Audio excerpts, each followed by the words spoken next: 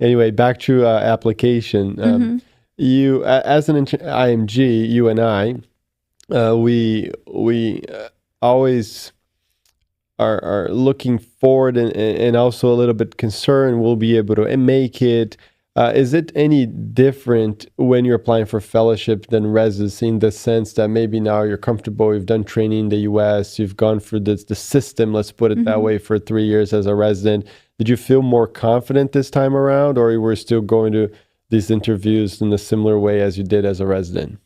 I think it's different because when I apply as an IMG first, you're outside. You don't know how is the system. And then you also don't feel as confident, probably because of imposter syndrome as well. I mean, we still have that. Yeah, a little bit. I think we never get rid of that. Totally. But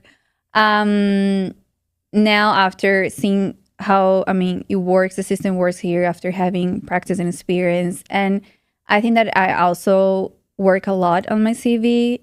Since my first year, I was focused on research. I did not have a research background at all. Like, I think that as an IMG, it's very difficult for us to do research back home. There's not many people involved. There's also not much budget, and also like it's not that you can have like your PI. And so when I came to the US, I knew that I need to work on that because I already wanted to do cardiology as a fellowship. So that was my goal. I started my residency, and then it was not research heavy. It's more clinical. So I tried to connect with other attendings, and I didn't find that many people involved. And because I also have a lot of connection with the Brazilian community. That's also how I found about Meta-Analysis Academy.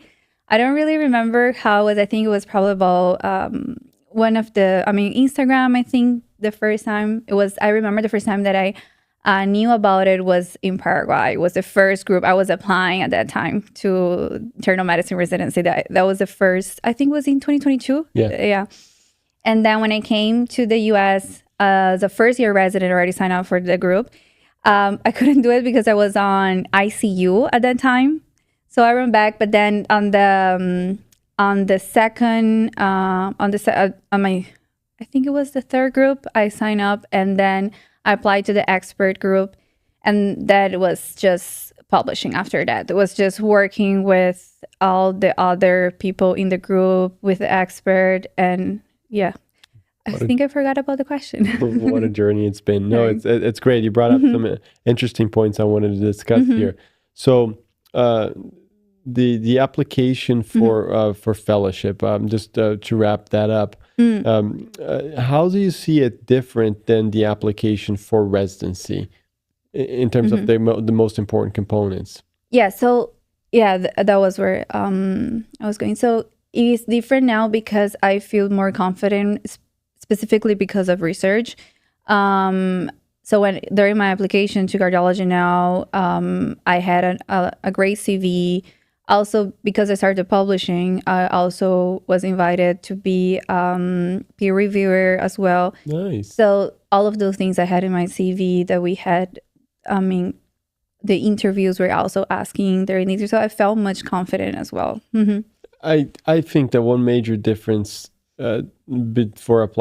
between applying for fellowship, applying for residency, in addition to what you've mentioned, that you just build more confidence, you've met more people by the very nature of having been a resident here, I think is that there's a lot less weight on the score, specifically Step 2 score now, as you apply for fellowship, and a lot more weight on the CV, on the research. For example, you mentioned that the minute you started residency, which wasn't that long ago, you were trying to survive, you were trying to understand your rotations, trying to learn how to be an internal medicine doctor, but you were already thinking about research. And that happened to me also. That's actually when I started doing research publications, meta-analysis as a resident in Miami.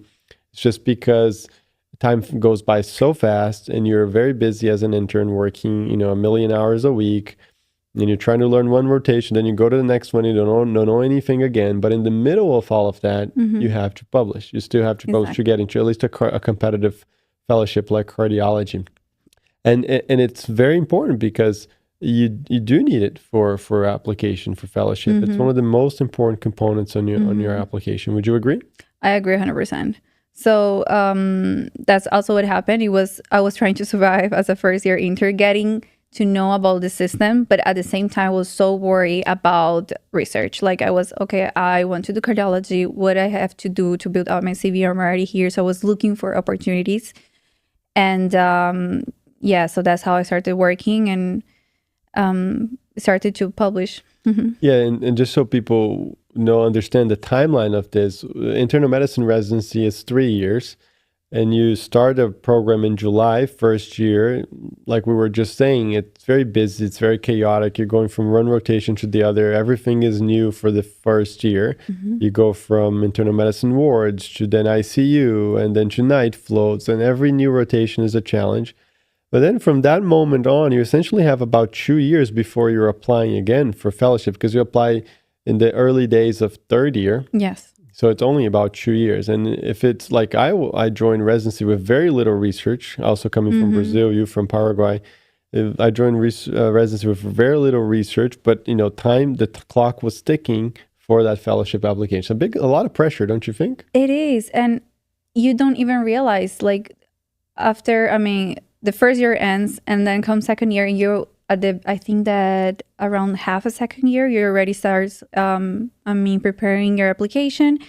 And then now, and also when you think about the conferences that you have to present, you have to present and be accepted your abstract before by the conference. So by the time that you have to apply the conference, if you didn't get to that deadline, you won't be able to present to that conference. So it's like it goes, past so fast.